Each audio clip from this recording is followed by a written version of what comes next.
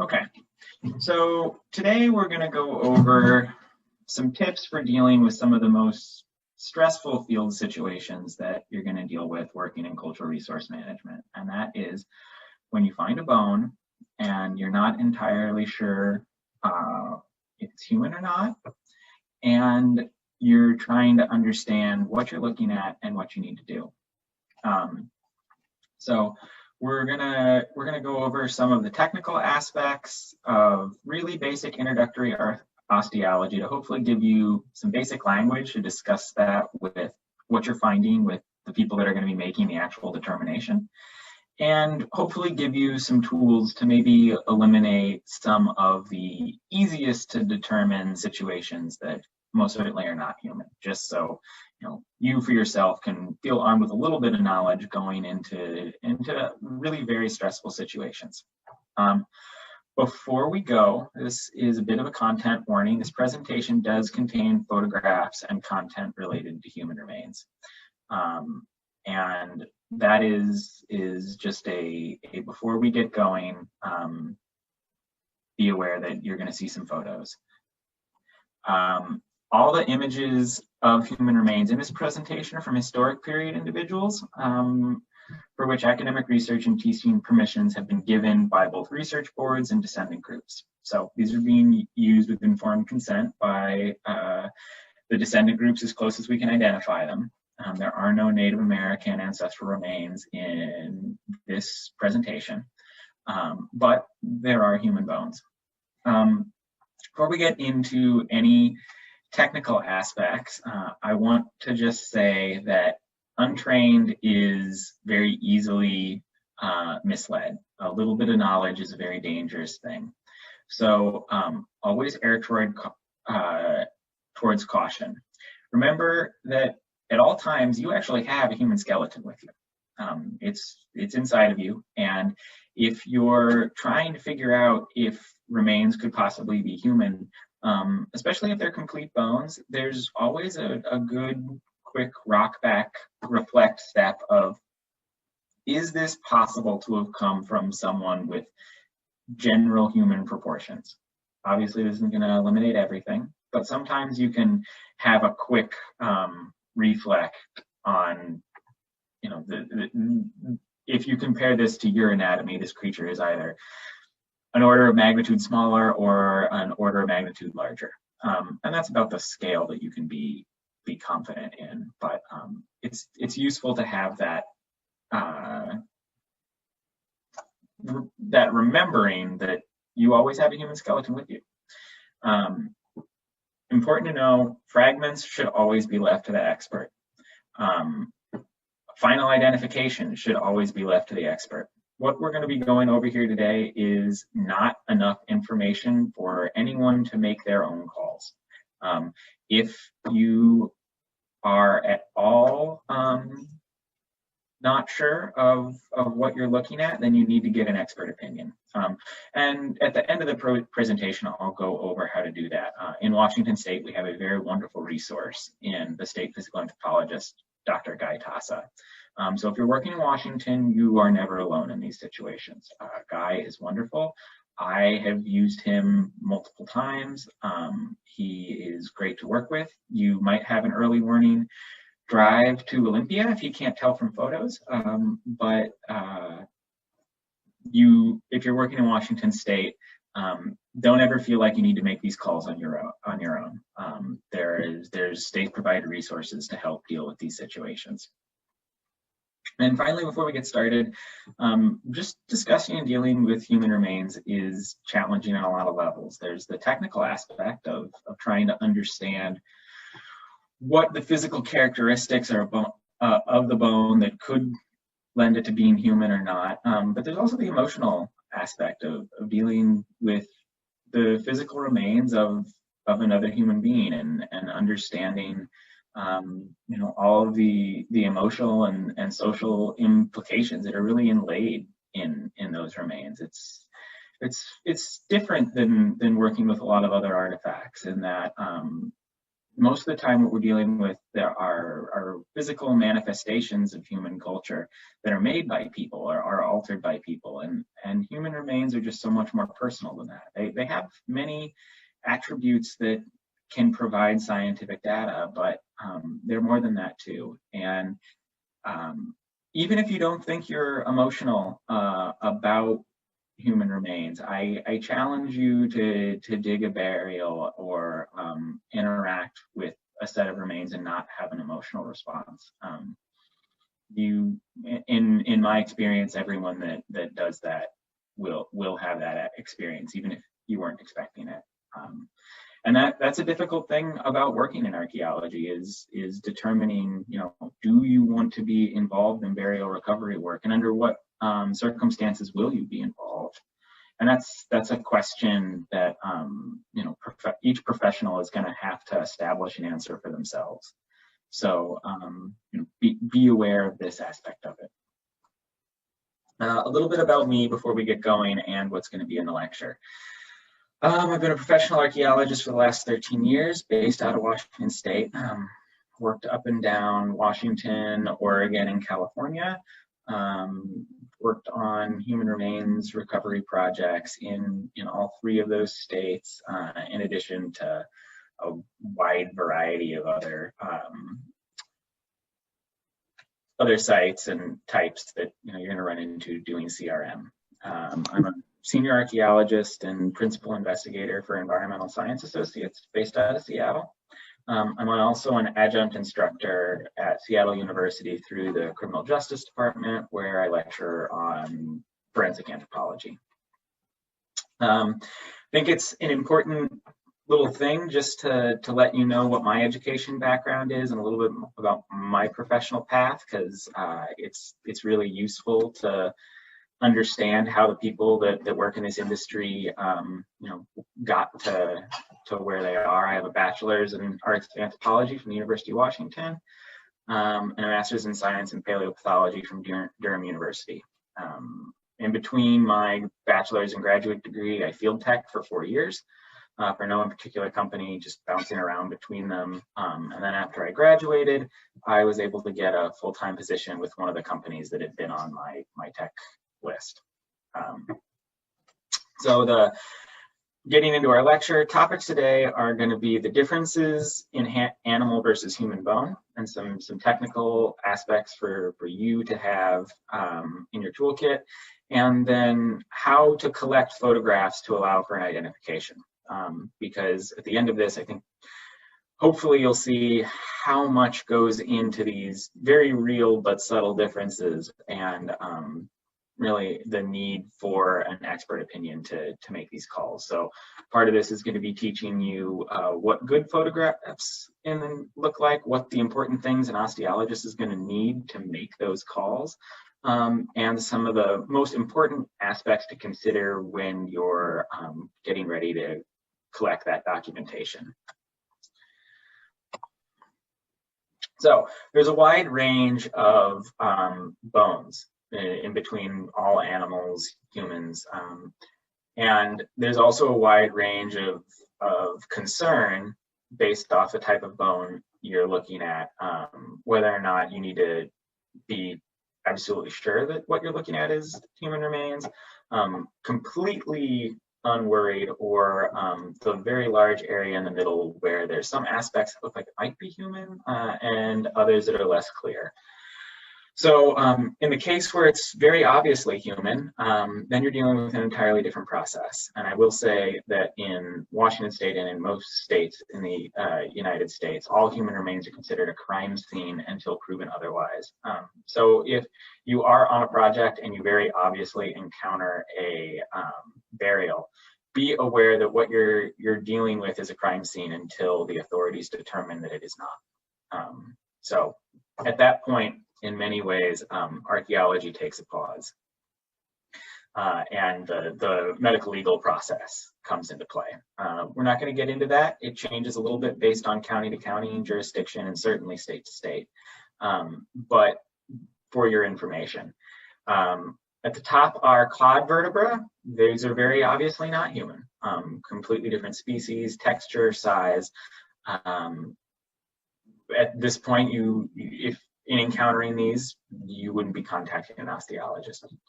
And at the bottom is a sheep humerus.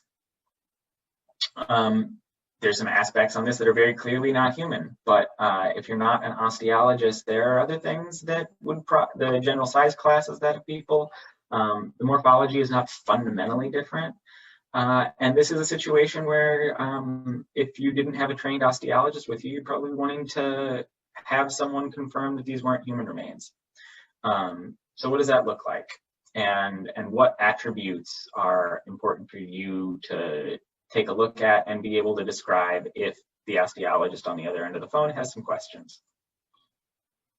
The reason why we have so many situations where there's bone and there's a question about whether or not it's human is that all mammals have a very similar skeletal structure. The manifestations are different, but the bones are the same, and many of the internal structures will be similar. I think it really kind of jumps out when you look at it, the similarities between the foot of a dog and the hand of a human. Same number of bones, same general structure. Even looking at the far end, the tapir and the horse, looking at those two creatures, fully fleshed, very, very different. But when you look at the skeletal structure, there's a lot of macro scale similarities. And so a surprising number of times there is going to be this question of what you're looking at, especially as things become fragmented.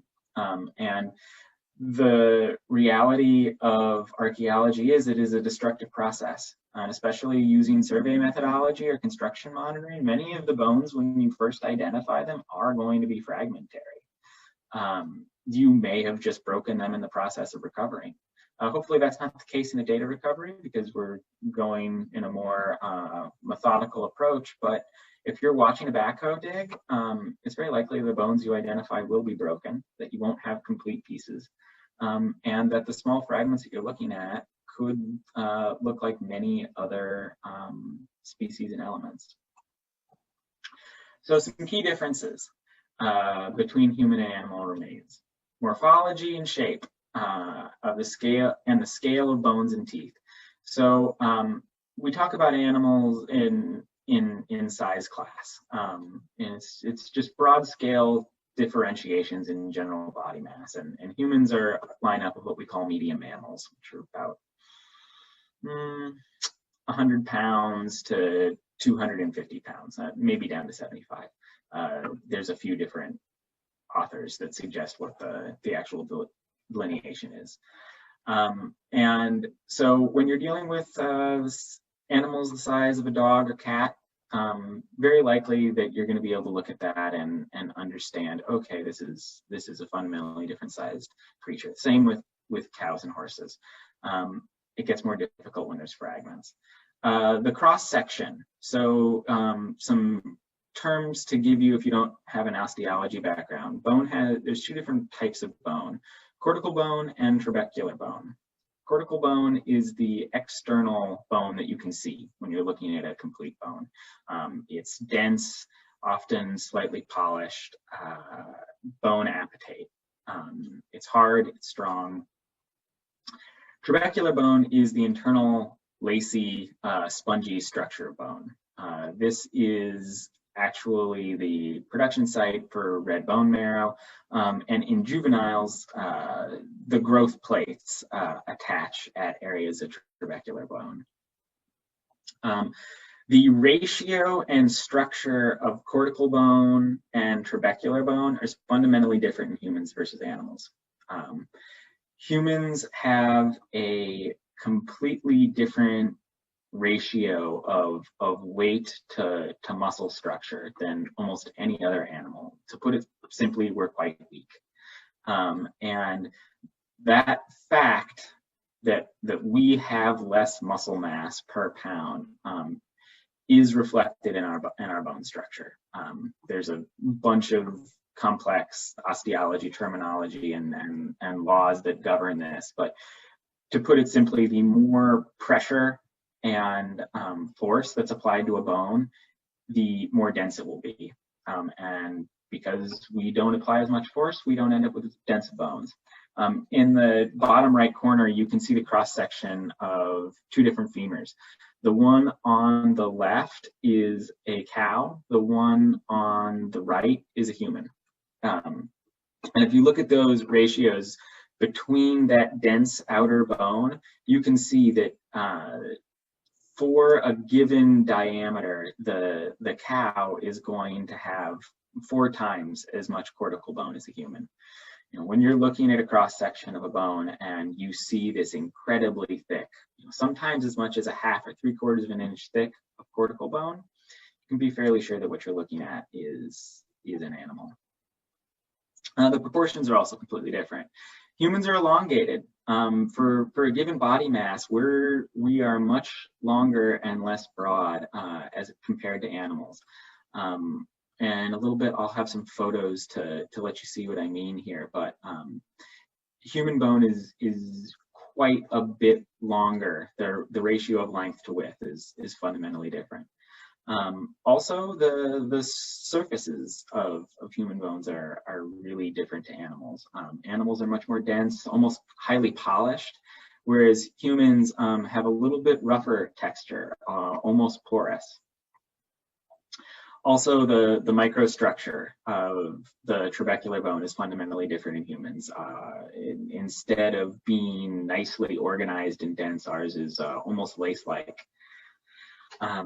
And this is a really visible and key difference.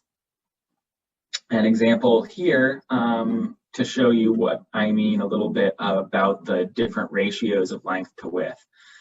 If you look down at the bottom right-hand corner, you'll see a selection of femurs. The human femur is on the left, and the other animal femurs here are a horse, followed by a pig, a sheep, a goat, and finally a cow.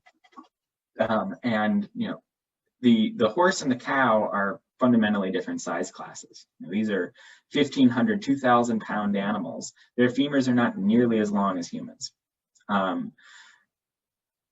Sheep and pigs, general size class is about the same, but it's almost half the length. So understand that there's some really key differences in overall morphology. And when you look at this image on the left, this is a vertebral body of a human vertebra. And you can see the incredibly lace-like fine structure that I was talking about in terms of the trabecular bone. If you're ever looking at a bone cross-section and it looks this fine and this lace-like, you need to be talking to someone to take a second look at it almost immediately. Final major difference is in cranial bones. Animals tend to have skulls that are much more elongated. Humans are very, very round. So if you're dealing with bones of the skull and they look somewhat flat, that is a really good indication that you're very likely looking at an animal bone. Whereas if there's a distinct curvature, then that's an indication that you might be looking at humans. Here's another set of examples of human bones compared to animals. And on the left-hand side, you can see there's two images of a femur and a tibia. Tibia on the bottom, femur on top. Those are the bones of the lower limb. And again, the fundamental ratio between length and width is different in between any quadruped and human remains. The images on the right-hand side are a variety of elements. But if you look through here, you can see some things that are very obviously not human. This bone here is a large quadruped. I think that one might be a rhinoceros. I can't remember, but exactly. But it's a large African animal. Very obviously not human. But number E, that's a lot harder to say. I can tell you that it's not human, but the difference in ratio is a lot harder to pick out. And really what I want you to take away from here is understanding these rules doesn't necessarily mean that you're going to be able to make these kind of calls. So again, always be talking to your project manager who will be making a call about whether or not they need to be calling in an expert. But having a general understanding in the field can really help you feel like you have some tools and to be able to pass on that information. But you shouldn't feel like it is your responsibility to make these calls, because it's not. So a little bit more direct comparison here between some human ribs on the left-hand side and some butchered pork ribs on the right-hand side. Again, relatively same size class between a pig at slaughtering age and a large human, and not a fundamentally different morphology in the overall structure. There's some subtle differences. The pigs are more robust, more developed muscle articulations and ridges.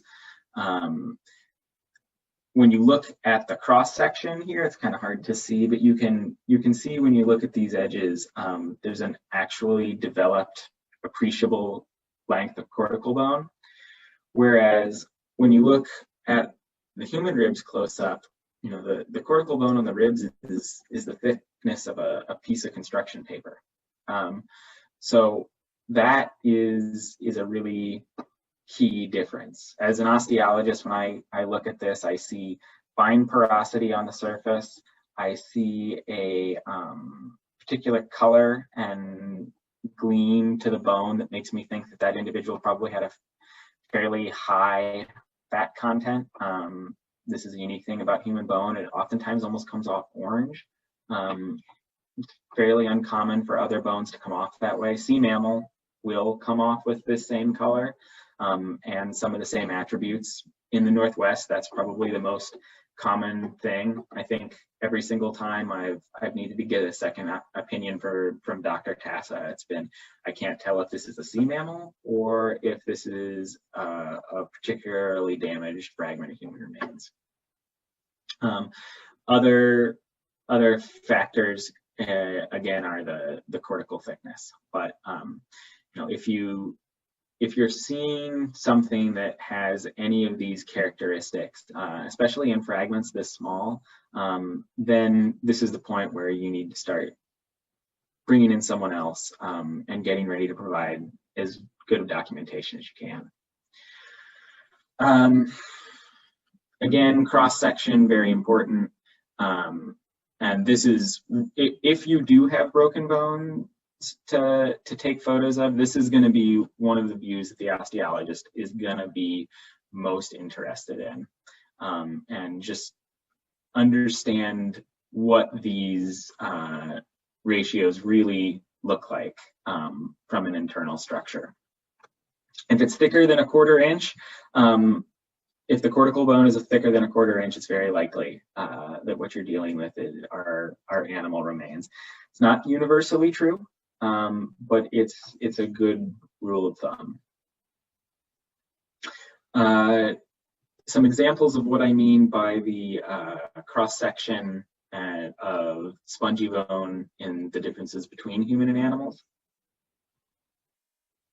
If you look at the animal bone on the right, you can see A, very thick cortical bone, and B, large, robust structure to the internal trabecular bone.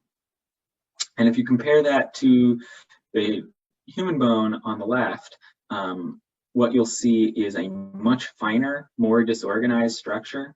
If you look on the right, it almost looks like a honeycomb, like each cell is leading into another, and that they're aligned on a single axis. And that axis is the axis in which force is applied through the limb. Humans have a fairly uniquely wide range of motion with our limbs. And as a result, the spongy bone structure in human bones has to adapt to force in many different directions. Makes it disorganized, and it's a fairly unique presentation. So don't feel like you need to be making the call between these two, but do understand that this is going to be information that's important for you to collect.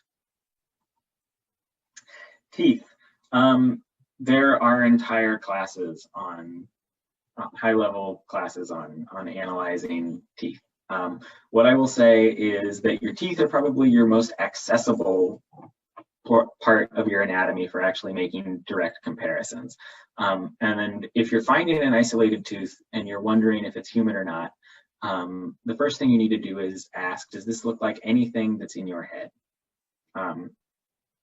Particularly large teeth or particularly sharp multi-cusped teeth, it's very unlikely to be human.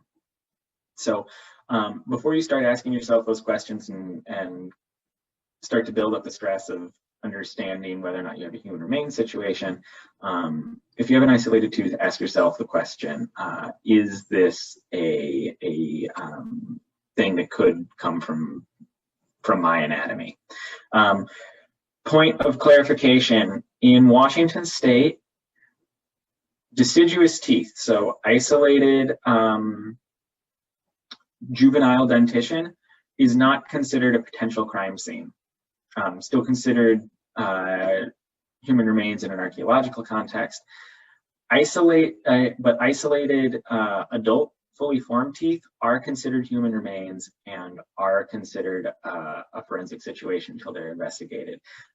Sometimes this can be a little bit of a gross situation. I know for the Columbia River Crossing project 15 years ago, they found the dump pit from a 19th century dentist that was filled with a couple hundred teeth, dentures, filling remains, and it had to be excavated as a human remains recovery burial. I don't get grossed out too often, but a couple hundred rotting teeth that had been deposited by a 19th century dentist in a pile, I would not want to dig that. But just for your information on what actually constitutes human remains in Washington law. Here are a few examples of what non-human teeth can look like. Sheep are herbivores. If you look at the tooth structure, you can see the multi-cusped form, very, very large. There are no teeth in the human dentition that looks anything like what you're seeing here with the sheep. Similarly with the pig, more similar to humans in that they're omnivores, so the structure is not entirely dissimilar. But again, the size and the general shape, there isn't anything like that in our mouths. So some common forms of confusion. Sheep and deer incisors do end up looking very similar to human incisors. And some smaller dog canines can look very similar to ours. So this is not to say that there aren't teeth that can even give an osteologist pause for concern. But many, many, many instances that come solely to teeth. There's some very quick referencing you can do to help you understand what you might be looking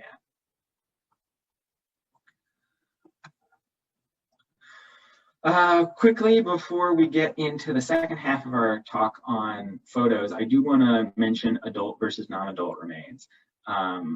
Non-adult remains are very fragile. They're oftentimes much smaller. So on the right is an image of the development that a femur goes through. I'm sorry, a tibia goes through. And you can see in the earliest stage, the neonatal stage, this bone is almost entirely formless.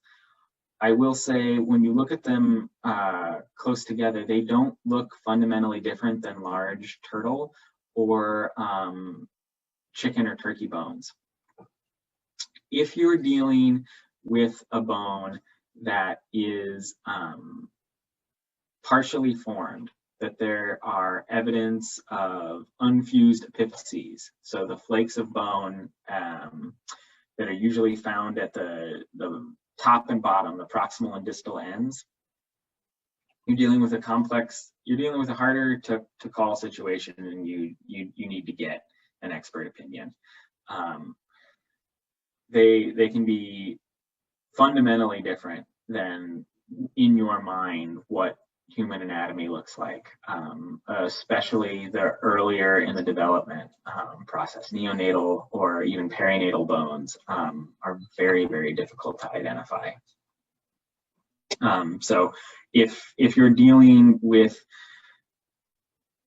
bones that have this kind of billowing structure that you can see down on the vertebral body here, or unfused incomplete ends, that is a sign that you need to be having an expert take a look at this. So one last thing, these are never human. I would say the number one photo I get sent is someone has found a deer metacarpal or metatarsal, and they are worried that they may have a human bone. If you ever see these bicuspid articulations, that is an ariodactyl. It is actually their finger bones, but it looks like a portion of the lower limb. If you see that, it is most certainly not human.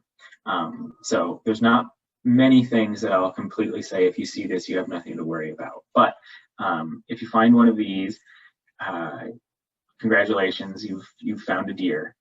They're very dense, so they preserve very well. Yeah, they just, I get a lot of pictures of these guys. So if you see them, not human. So I've given you all this information. It sounds a bunch of if-thens and but-fors and all these fine technical details that unless you're an osteologist, you probably don't want to be making the call on. So what do you do?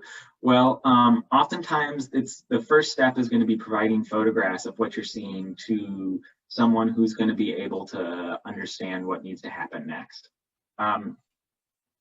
Before we get into photographing bones, I'll say that only move bone for photos if they've already been disturbed from their primary context. You may be disturbing a crime scene. So if you are looking at something and you are worried that you may have found an intact burial, you should be taking photos in the ground and disturbing as little as possible in order to get the documentation. Always err on the side of caution here. Again, archaeology is destructive. We can't as soon as you move it with your trowel, we can't really ever undo that. So one of the most important things you can do is you feel this stress and you feel this worry, and you want to do a good job and you want to provide the information that people need. But go slow at first. You know, if you're unsure, send some photos in the ground first. If the person on the other end of the phone is needing you to take more detailed close-up shots, they'll let you know that. But start off as minimally disturbing as possible. We can always escalate, but we can't really ever put things back together once we've taken them apart. So That's my disclaimer. But let's move on and say that you found remains in a screen or in back dirt at a construction site. One of the most important things you can put in an image is a scale. This is kind of a pet peeve of mine. A forensic scale, a real photographic reference scale with black and white markings and measurements and reference marks on it. In a pinch, your tape measure works, but it is not as good, not by a long shot. And a quarter is not an acceptable scale. A pen is not an acceptable scale. Get a forensic scale, keep it in your dig kit. Use it for all of your artifact photos. They usually come with both standard and metric. So even if you're photographing a multi-component site where you have historics and pre-contact materials, all you need to do to change your photo setup is to flip the scale around. And your project manager will absolutely be thrilled that you're providing good quality photos that they can use in a report, and no one has to be embarrassed of putting a photo with a big pen in it in a CRM report. There's plenty of those out there. I've had to do it, but yeah, get a good scale and understand some basic parts of lighting. The quality of the light in your photos is really important. Now that we all have a absolutely, frankly, almost magical camera in our pockets and our smartphones, light's a little bit less important to get absolutely right because you can adjust that before you take it. In the days of the old point and shoot cameras, the amount of just flared, washed out photos we get was absolutely terrible. But you still need to not be shooting into sunlight. You need to not have shadows. Either have full sun because you have no other option, or have full shade. But don't have half shadow, half light. It throws off the depth of field of the photo and makes it so it's much harder to pick out details. Background should be simple, not busy looking. A black or gray is ideal. The surface needs to be matte, so it needs to eat light, not reflect it. I know a lot of people will put stick on chalk surface on the back of their clipboards. And if you wipe that down with a wet cloth and then take photos off on it, it's an amazing photo background. You can even put little notes about the date or the site on it. That's a really great thing to include on the back of your clipboard.